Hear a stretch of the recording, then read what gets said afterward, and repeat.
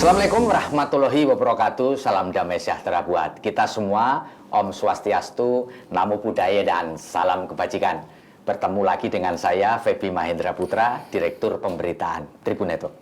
Tribuners, sosok ini tentu tidak asing buat kita semua, orang Indonesia maupun orang luar negeri. Sosok ini banyak masuk di dalam berbagai survei mengenai calon presiden dalam Pilpres 2024. Siapa dia? Tidak salah Anda menduga, beliau adalah Pak Anies Rashid Baswedan. Dan pada saat ini saya wawancarai tanggal 2 Maret 2023, Partai Demokrat secara resmi memberikan dukungan kepada beliau, sehingga ada 3 partai yang sudah memberikan dukungan kepada beliau. Dan selanjutnya akan kita tanya kepada beliau apa yang akan dilakukan selanjutnya. Assalamualaikum Pak Anies. Waalaikumsalam, makasih Pak Feby. Luar biasa Pak Anies. Melonggarkan waktu untuk datang ke rumah. Pak Anies, Siap. Setelah mendapatkan dukungan dari Partai Nasdem, Pak Anies keliling seluruh Indonesia ini. Mana-mana melakukan roadshow.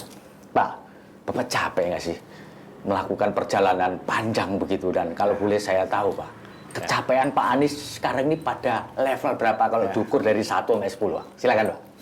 Jadi begini Pak Feby, sebelum saya jawab pertanyaan soal perjalanan ini, apakah capek atau tidak? Saya berikan cerita sedikit Pak Feby.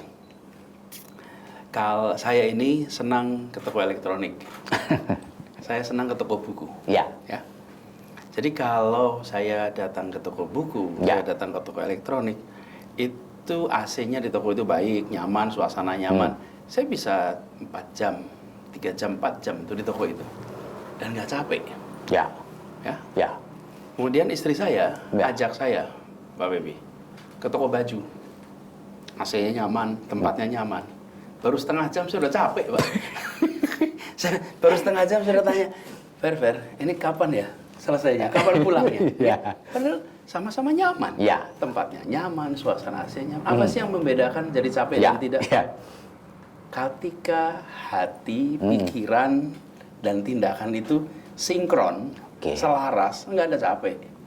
Tapi kalau saya menjalani yang saya suka, jadi nggak capek. Tapi begitu kita menjalani hal yang kita nggak nyaman, langsung lelah. Nah, itu saya bilang, saya datang ke toko baju, coba aja, Pak Feby cobain tuh, datang ke toko baju, lalu kalau istri saya bisa 4 jam di sana, 3 jam. Sebaliknya kalau saya ajak ke toko elektronik, gantian istri saya bilang, masih lama kan gitu. Jadi maksud saya menjalani ini di Jakarta dan bahkan keliling Indonesia gak ada bedanya. Justru saya merasakan kebahagiaan itu adalah pada saat kita berinteraksi dengan orang, mendengar, observasi. Jadi Pak Feby, yang disebut sebagai suasana keliling itu interaksi yang priceless. Kalau saya sebutkan malah saya merasa ini seperti spiritual journey. Gitu ya, Pak? Sebuah perjalanan spiritual. Pak Feby ketemu orang, ngobrol, pada saat salaman saja, kita akan merasakan tuh eratnya genggaman, semangatnya, kemudian ungkapannya, lalu kemudian kita bisa membaca begitu banyak fenomena masyarakat dari interaksi yang sebentar. Dan makin sering saya berkeliling, makin terasa sekali saya mengalami pembelajaran, makin cepat mendeteksi suasana. Jadi suasana makin ketemu banyak orang makin enjoy. Makin enjoy, dan makin enjoy dan kemudian menjadi bukan sesuatu yang melelahkan. Pak, Bapak kan tidak muda-muda amat nih, tapi juga tidak tua-tua amat. Tentu kan fisiknya kan mesti harus diatur nih Pak, ya kan, makan dan sebagainya. Bagaimana Bapak ngatur supaya meskipun hati senang, enjoy, tapi fisik tetap prima? Gimana Bapak menjaga ini Pak? Serhana sebetulnya. Satu, cukupkan istirahat. Tidur ya maksudnya Pak ya? Jadi malam tentu. Kemudian yang kedua, di antara kegiatan, kalau ada waktu longgar, dan kalau ngantuk tidurkan. Nggak boleh dipaksa minum kopi gitu ya? Iya, dan sebenarnya kalau tidurkan itu paling 10-15 menit selesai kok. Jadi bukan tidur lama.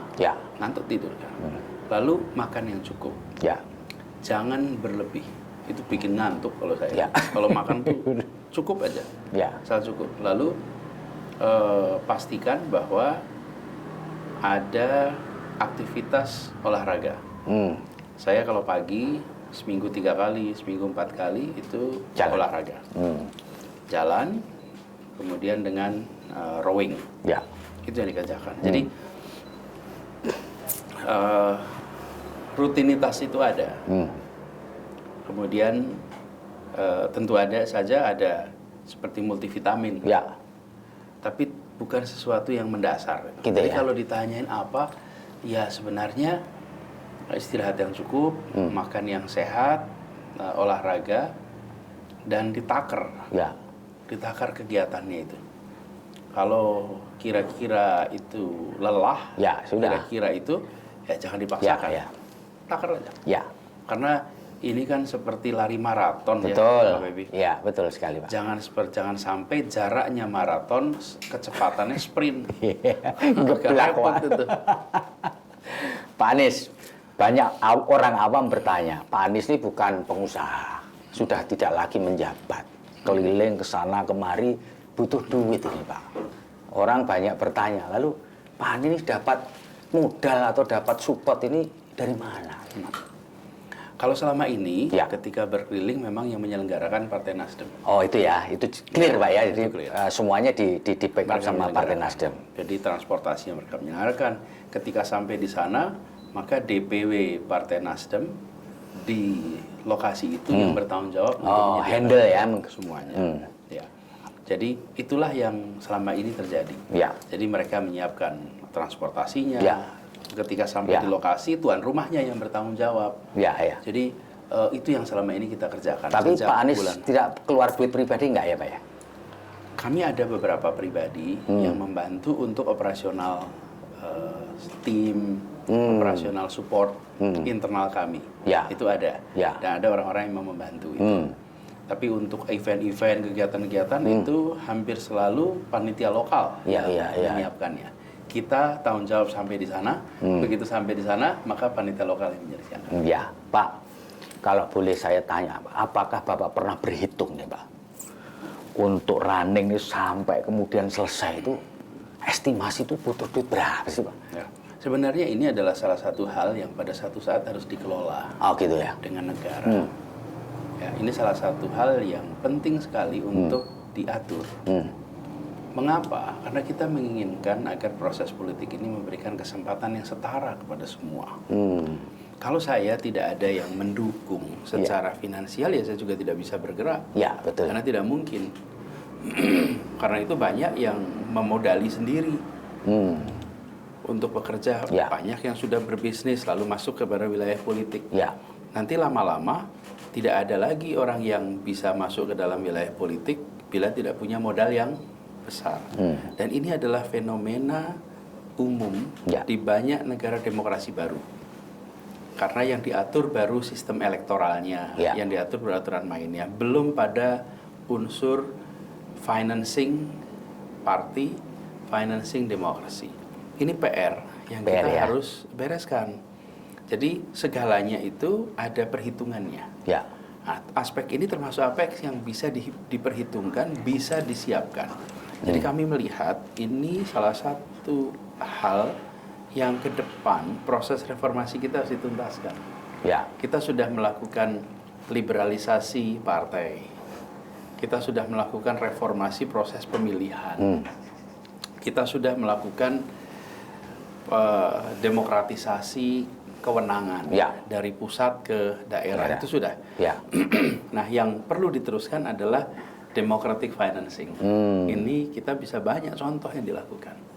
Pak Anies, ada orang mengatakan bahwa pemilihan presiden atau apapun pemilihan itu di Republik ini mahal, ongkosnya besar, sehingga para peserta kontestasi ini terkungkung oleh balas budi untuk ngembaliin bantuan-bantuan ini. Menurut Pak Anies gimana sih ini? Apa memang seperti itu, Pak? Jadi nanti pemimpin-pemimpin kita tuh karena dapat banyak bantuan finansial, karena nggak mungkin, karena mahal sekali, lalu dia terikat untuk melakukan balas jasa lah kayak gitu. Menurut Pak Amin, setuju nggak dengan orang berpendapat seperti ini, Pak? Pak Feby bertanya pada orang yang pernah mengalami dukungan. Jadi saya nggak menganalisa, saya cerita pengalaman ya, saja. Ya, ya. Saya ketika dicalonkan sebagai calon gubernur, itu gotong royong, keplean macam-macam.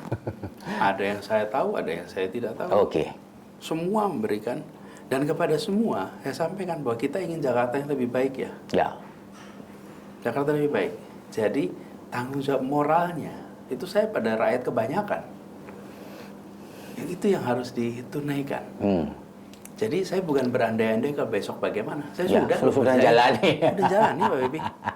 Dan kalau benar ya dibilang benar, kalau salah ya dibilang salah. Dan sampaikan penjelasannya. Ya. Nah, justru kita sekarang itu harus mendorong, yuk kita membuat republik ini lebih baik. Dan hampir selalu orang itu berkeinginan ada kesempatan yang setara. Negara hadir tidak memberikan favor pada 1 dan 2, lalu 3 dan 4 tidak dapat favor. Kita ingin kesetaraan itu ada. Ya. Kita ingin kepastian hukum. Ya. Kita ingin predictability. Ya. Jadi yang dijanjikan untuk dibangun adalah suasana itu. Ya. Itulah sebabnya kemarin waktu kan sempat ramai itu ada surat, saya menandatangani surat hutang dan lain-lain. Itu di situ saya sampaikan, begini ya, kalau saya menang, maka saya nggak harus bayar ya. Kenapa? Karena pembiayaan ini adalah untuk kita mengusahakan Jakarta lebih baik. Tapi kalau saya kalah, ya saya akan bekerja di private sector. Saya akan cari usaha, dan konsekuensinya saya harus kerja keras untuk mengembalikan. Kenapa? Karena yang ada dalam benak kami adalah, ya kita ingin Indonesia lebih, Jakarta lebih baik. Jadi kira-kira begitu. Ya, Pak Anies, tadi kan Bapak mengatakan bahwa ketika bertemu dengan banyak orang di seluruh penjuru negeri ini kan kayak semacam energi gitu ya. Kalau boleh disimpulkan gitu Pak ya, selama ini Pak, apa poin-poin penting yang Bapak dapatkan selama berkeliling di wilayah negeri ini bertemu dengan banyak orang Pak? Poin-poin penting yang dapat Bapak terima apa saja Pak? Jadi tiap wilayah itu beda. Ya. Aspirasi. Ya. Kata kuncinya. Ya, kata kuncinya. Berikan kesempatan yang setara pada kami. Berikan kesempatan setara. Misalnya, kami ingin anak-anak kami tidak harus dikirim keluar kota kami untuk bisa sekolah bagus. Oh gitu. Itu satu ya Pak. Misalnya contoh, kami ingin kalau orang tua kami sakit bisa dirawat di rumah sakit di tempat kami tinggal. Tidak harus dikirim ke kota yang bukan kota kami. Ya sederhana. Itu ya. Jadi kesetaraan. Lalu kami ingin agar kegiatan-kegiatan usaha yang ada di sekitar kami itu, ya kami ini juga yang dapat lapangan pekerjaan. Ya. Terus kami ingin tanah yang orang dari nenek moyang kami tempati ternyata menghasilkan mineral yang banyak, energi yang banyak, ya kami ingin ikut merasakan manfaatnya. Ya. Jadi itu tema-tema yang sering diungkapkan. Jadi kesetaraan Pak ya, kata kuncinya ya. Di dalam saya menjalani proses pemerintahan ini, jangan berkecil hati kalau di pemerintahan itu, kalau dengar dari masyarakat isinya keluhan. Kenapa? Ya. Karena hal yang berjalan baik biasanya nggak dipuji. Gitu ya Pak. Ya Pak Febi, ini kita lagi ruangan ini. Alhamdulillah nih listriknya nyala baik, AC-nya nyala, video ini rekaman bisa jalan baik ada listrik.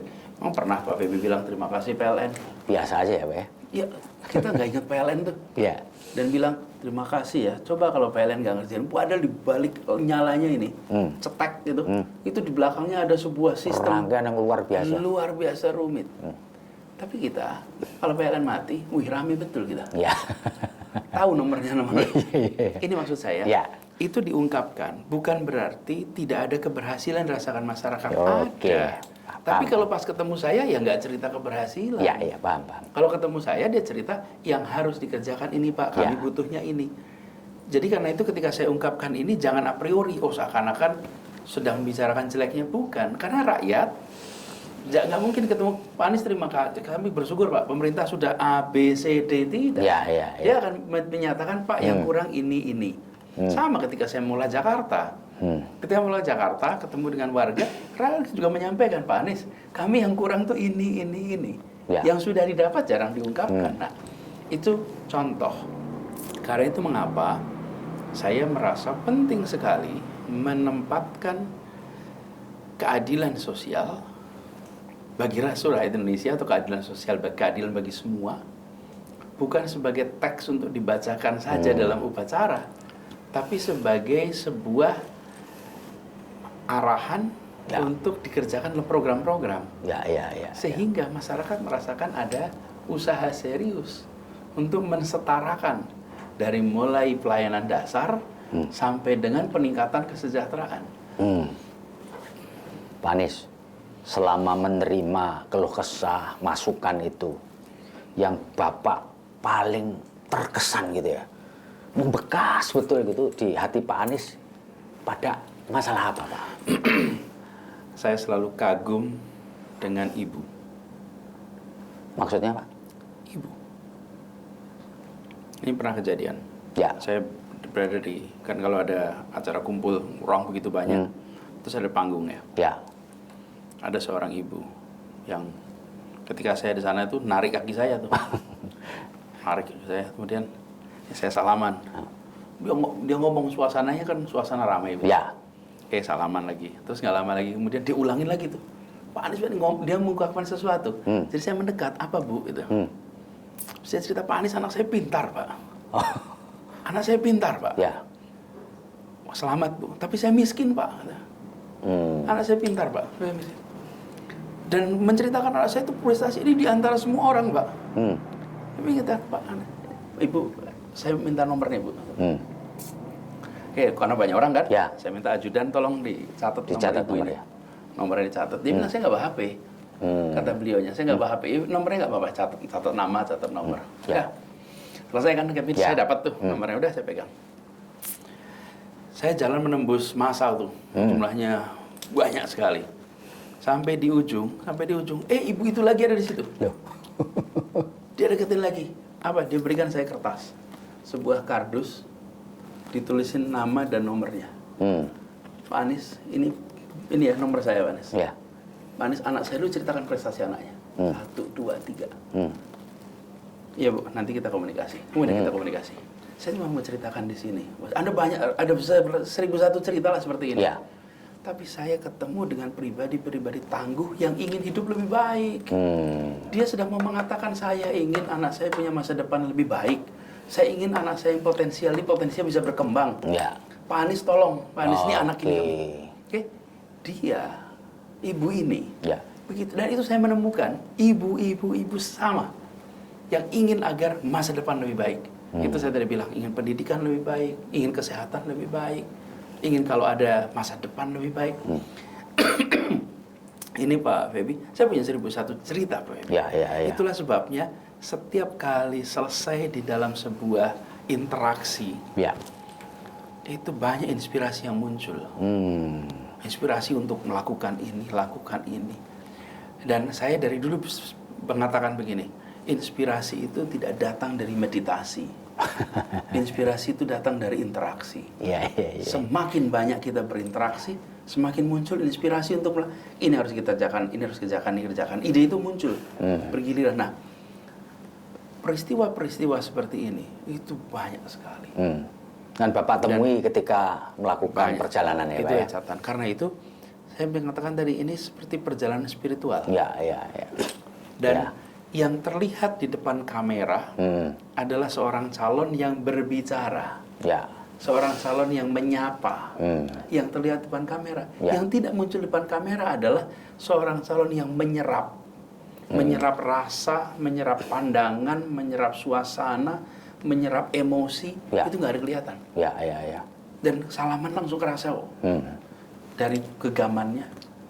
Kayak nyetrum ya? Ya, sederhana aja. Bisa tahu kira-kira profesinya apa dari salaman. Kebayang. Gitu ya, Pak? Ini macul apa tidak? Ya langsung. Ini biasa pegang pena apa tidak? Itu biasa kerasa.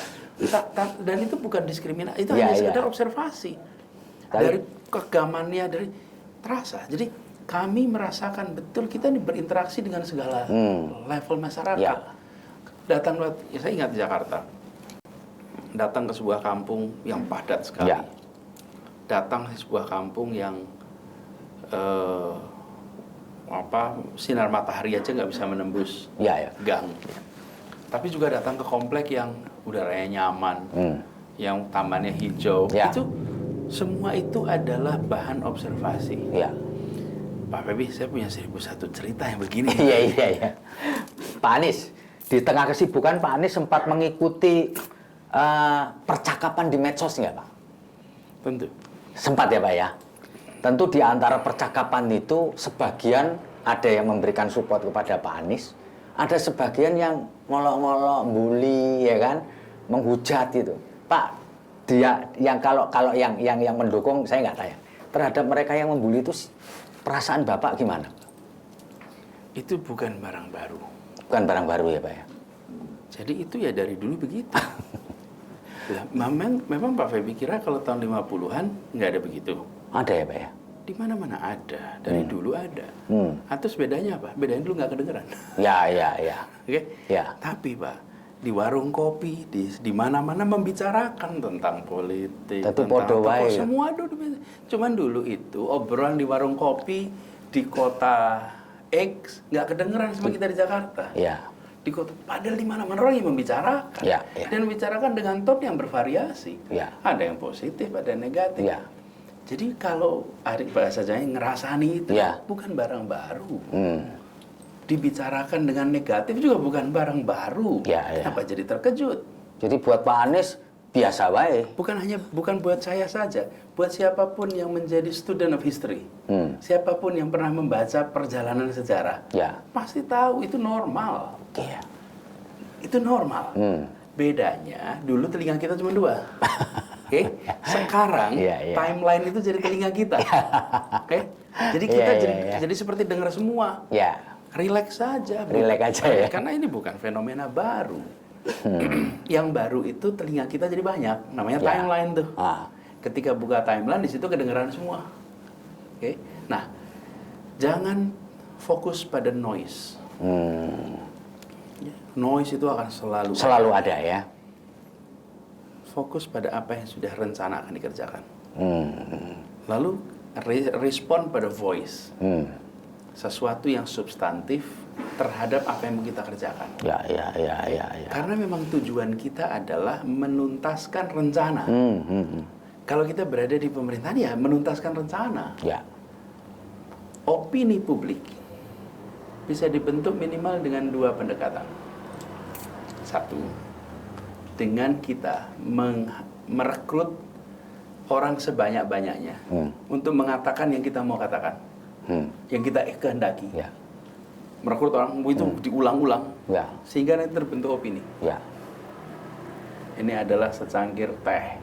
Oke, kita minta 100 orang, tolong bunyikan ini secangkir teh. Tapi kita juga mau bilang, ini secangkir kopi, ayo panggil 100 orang untuk mengungkapkan 100 kopi. Atau kita dengan cara mengerjakan. Dan orang mengalami. Setelah orang mengalami, dia akan terbentuk persepsi. Nah, saya percaya yang kedua ini, persepsinya lebih solid. Karena dia membentuk opini berdasarkan pengalaman. Bukan membentuk opini berdasarkan kata orang. Seperti orang jualan sampo. Orang yang mengiklankan ini samponya A, B, C, D, F, G. Kemudian ada orang yang memakai samponya. Maka dia akan punya opini berdasarkan pengalaman yang bukan sekadar berdasarkan kata orang. Nah, ketika kita berada di pemerintahan, saya waktu bertugas 5 tahun, saya meyakini bahwa warga Jakarta akan merasakan apa yang kita kerjakan karena saya berencana tugas 5 tahun di Jakarta. Lebih baik saya kerjakan itu semua, toh nanti mereka akan punya pengalaman, dari pengalaman itu terbentuk opini. Kalau saya di sini cuma setahun, ya saya cari orang sebanyak-banyaknya untuk mengatakan yang saya kerjakan cuma setahun. Tapi kalau saya kerjakannya 5 tahun, saya punya full period kok nggak mengerjakan. Ya. Saya lebih cenderung untuk melakukan itu, termasuk ketika dengan sosial media. Ya, yang salah silakan dikoreksi lah. Ya. Jangan sebarkan hoax. Kira-kiranya nih. Ya, ya. Tapi bagian saya, bagian deliver saja, bagian fokus pekerjaan saya. Tapi bukan berarti Pak Anies cuek ya sama fenomena yang ada di sosial media. Persetan lah dengan enggak ya Pak ya? Oh, begini. Jadi kata cuek dan lain-lain itu tidak pernah menjadi vocab saya juga, Pak. Ya, saya memperhatikan semua hal. Tetapi ada yang kemudian dijadikan sebagai bahan untuk saya berjalan, ada yang tidak. Oke. Dan itu bukan sesuatu yang menghabiskan energi, enggak sama sekali. Ya? Enggak sama sekali. Jadi karena itulah kenapa saya tidak pernah khawatir, nggak pernah. Bahkan saya sering bilang jangan khawatir dengan apa yang ditulis di sosmed hari ini. Bahkan jangan khawatir apa yang ditulis media hari ini. Tapi pikirkanlah apa yang akan ditulis para sejarawan di masa depan. Itu ya, karena penting. Mereka nanti akan menulis semua rentetan peristiwa ini dengan perspektif waktu yang lengkap. Ya. Karena apa yang kita kerjakan sekarang belum tentu populer, belum tentu disetujui oleh orang banyak, tapi setelah waktu berjalan, orang menengok kembali, oh ternyata itu hal yang benar ya. Gitu kira-kira. Ya, Pak Anies, setelah mendapatkan dukungan dari 3 partai ini, dalam waktu dekat ini apa yang akan Pak Anies lakukan, Pak? Ya, memastikan bahwa konsolidasi ini lebih baik. Ya. Makin solid. Kemudian tentu harus mulai melakukan pembahasan tentang pasangan. Oh, gitu ya Pak ya. Tentu dong. Itu penting ya Pak ya? Penting. Ya. Harus kan, walaupun tidak ada sesuatu yang bisa dikatakan kapan tanggalnya belum. Belum ya. Tapi pembahasan dikerjakan sambil ya terus berkomunikasi dengan berbagai masyarakat, unsur masyarakat, dan menyiapkan tentang gagasan untuk kampanye dan gagasan untuk pemerintahan. Pak Anies, emang milih wakil ini susah ya Pak? Seberapa susah Pak? Untuk kan Bapak diberi satu otoritas lah untuk memilih wakil. Menurut Pak Anies ya, seberapa susah sih Pak milih wakil ini? Susah dan tidak itu perasaan ya. Jadi susah dan itu perasaan. Jadi ini pasti akan perlu waktu. Oh, take time ya. Harus ngobrol, harus diskusi, memastikan bahwa pasangan yang terbentuk itu membuat koalisi makin solid. Itu yang diperlukan. Jadi menurut Pak Anies susah atau tidak susah itu soal perasaan ya? Ya. Meskipun sebenarnya nggak gampang juga kan Pak ya? Barangkali bukan hanya nggak gampang, perlu waktu. Oh, perlu waktu ya Pak? Ya. Pak, selama, kalau boleh cerita, tapi kalau Bapak keberatan nggak usah. Apa dinamika yang paling menonjol ketika proses memilih wakil ini Pak? Dinamika yang paling menonjol apa Pak? Kan belum sekarang. Ini kan baru 3. Oh iya. Baru 3 partai. Ya. Nah sekarang kita mulai prosesnya. Jadi kalau menurut pengalaman Bapak di masa lalu Pak, Bapak kan pernah jadi kepala daerah, kan tentu milih wakil juga kan, dari pengalaman lalu itu yang krusial apa sih Pak dalam memilih? Kalau waktu itu udah jadi soalnya. Oh jadi nggak ada krusial ya, udah plek gitu aja deh kan. Kalau sekarang beda lagi ya Pak ya. Kalau sekarang beda. Iya, Pak, ini pertanyaan pamungkas saya Pak ini Pak. Pak, kalau boleh Bapak menyampaikan kepada pembaca kita, menyampaikan kepada penonton kita, apa poin penting yang ingin Bapak sampaikan? Barangkali gini. Ya. Kita ingin Indonesia lebih baik. Ya. Kita ingin Indonesia maju. Rakyatnya bahagia. Ya. Pemerintahannya efektif. Lalu tata kelola berjalan dengan baik. Ya. Kan kita ingin itu Ya, semua. betul. Terus ketika kita mencari orang untuk melaksanakan itu, kok cuma lihat angka survei ya? Dan media hanya melihat angka survei. Nah kita ini ingin Indonesia lebih baik. Pertanyaannya, Indonesia lebih baik itu butuh orang yang seperti apa? Ya. Butuh orang dengan gagasan apa? Butuh orang dengan rekam jejak seperti apa? Butuh orang yang selama ini mengerjakan apa? Nah kita ingin lebih baik. Ya.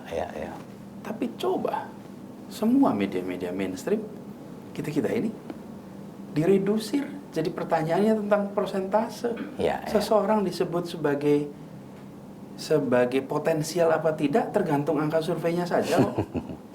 Iya. Angka Ya, betul, surveinya. betul. Diredusir jadi angka survei. Seseorang dengan gagasan, dengan rekam jejak, dengan apapun, kalau angka surveinya itu kecil, dia tidak dimasukkan di dalam deretan orang potensial. Itu ya, Menurut Pak, saya ya? ini reflektif nih. Ya. Kenapa Republik ini didirikan dengan gagasan?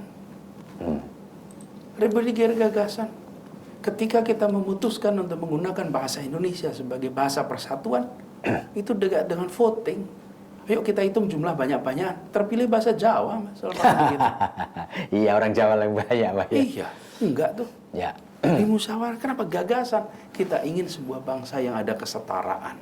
Kita ingin sebuah bangsa yang punya daya rekat yang kuat oleh bahasa. Jadi sebuah republik yang didirikan dengan gagasan oleh semua orang yang berkumpul di BPUPKI itu orang intelektual semua. Ya. Di saat 95% penduduk republik ini buta huruf. Lalu ada segelintir kecil. Lalu mereka membuat sebuah republik yang setara. Bukan republik untuk satu golongan. Bukan republik untuk golongan atas, golongan ningrat, tidak. Ya. Itu kenapa? Karena kita tempatkan gagasan, rekam jejak sebagai barang utama. Bukan angka saja. Nah, saya mengajak, ini mumpung ada tribunnya sih, mari kita dorong agar percakapan 5 tahunan ini menjadi percakapan yang lebih substantif. Kenapa saya sampaikan itu? Karena kita ini dalam sebuah perjalanan menuju cita-cita republik. Kita berangkat sebagai bangsa yang 95% buta huruf. Sekelompok orang terdidik, kaum cendekiawan masa itu memutuskan merdeka. Lalu mereka menuliskan di dalam sebuah rangkaian pesan, narasi yang namanya pembukaan Undang-Undang Dasar 45. Luar biasa ini. Itu dahsyat. Dia katakan itu untuk melindungi setiap tumpah darah, memajukan kesejahteraan umum, mencerdaskan kehidupan bangsa, terlibat ketertiban dunia, dan ujungnya meraih keadilan sosial bagi seluruh rakyat Indonesia. Itu kalimat penutupnya tuh. Oke. Jadi menuju sana tuh, nah tiap 5 tahun sekali, kalau ini sebuah perjalanan satu grup itu dalam sebuah pengembaraan di hutan, maka tiap 1 kilometer kita berhenti, buka kompasnya nih. Nah, ini tadi titik berangkatnya sana, ini mau ke sana. Yuk, habis itu tentukan ketua kelompoknya siapa sekarang untuk perjalanan 5 tahun ke depan. Tentukan lagi ketuanya siapa untuk 5 tahun ke depan. 5 tahun ke depan bukan soal 5 tahun kemarin, 10 tahun, 15 tahun kemarin, tapi soal cita-cita republik. Nah, jadi menurut saya sudah saatnya kita secara serius membicarakan Indonesia mau kemana. Gagasan apa yang ditawarkan, rekam jejak apa yang dibawa. Karena kita berbicara tentang masa depan sebuah bangsa yang besar, sumber daya yang luar biasa banyak. Jadi ketika kita berbicara tentang mencari orang yang menjadi ketua kelompok ini, ini bukan sekedar banyak-banyakan. Nanti Pak, kalau sudah menjadi siapapun kandidat, otomatis akan dapat suara kok. Otomatis. Tapi dan ini tugas partai politik, ini tugas media untuk bertanya, untuk kemudian mengelaborasi, sehingga dengan begitu 5 tahun ini dan rencana 5 tahun ke depan itu menjadi sinkron antara apa yang mau diraih sebagai republik dan siapa-siapa saja yang akan diberikan tugas untuk meraih itu. Itu kira-kira ya, gitu. Ya, Pak, ini pertanyaan terakhir, betul terakhir, tapi remeh-temeh. Pak, kenapa Bapak selalu pakai rompi itu ya, Pak? Selalu. Apa, Pak? Ada apa dengan rompi itu? Ini. Ya. Enak aja, Mas. Oh, enak aja ya? Kan jawabnya remeh-temeh juga. Jadi gini, ini rompi ini saya pakai sudah lama. Bahkan kalau Pak Feby lihat, saya ketika bertugas dimanapun, baik itu ketika di Indonesia mengajar, baik itu ketika saya tugas di kementerian, baik itu ketika saya bertugas di pemerintah provinsi ya. Pemerintah provinsi. Memang ini memudahkan saya bawa barang juga Pak di sini. Jadi kan saya bawa alat-alat tambahan sini mudah. Terus yang kedua, saya sering naik sepeda. Dulu windbreaker saya naik sepeda. Karena itu kalau saya pakai rompi nggak pernah tebel. Ya, ya tipis ya Pak ya. Tipis sekali. Ini tipis sekali. Lah Bapak punya berapa ini? Seperti ini. Ada beberapa. Oh, saya kira satu-satunya ini. Oh, enggak. Kalau jadi orang gini, Jawa bilang Mbah Ringgo, Mbah Kering Tinggo, kan? Bukan ya Pak ya? Ada. Gini, Mbah Kering Tinggo tur dibagi. Jadi kalau ada yang mau saya kasih. Oh, gitu. Nah, jadi saya ada stok.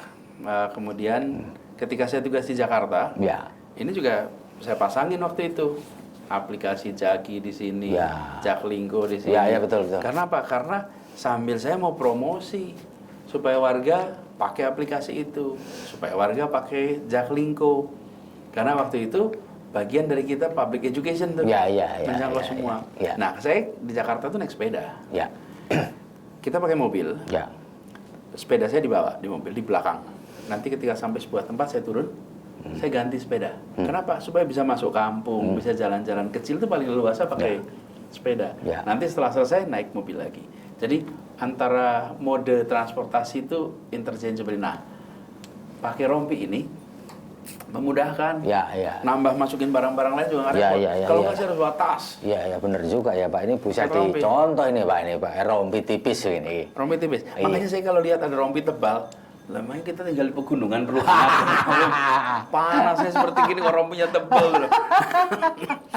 Oke Pak Anies, terima kasih banyak. Tribuners, kita sudah ngobrol luar biasa ini dengan Pak Anies Rashid Baswedan. Meskipun ini malam hari, tapi nampaknya beliau tetap semangat. Terima kasih sekali lagi Pak Anies. Ya. Tribuners, saya Feby Mahendra Putra pamit undur diri. Moga-moga obrolan saya dengan Pak Anies Baswedan bisa bermanfaat bagi kita semua. Assalamualaikum warahmatullahi wabarakatuh. Salam damai sejahtera buat kita semua. Om Santi Santi Om, Namo Buddhaya. Salam kebajikan dan jangan lupa tetap bahagia.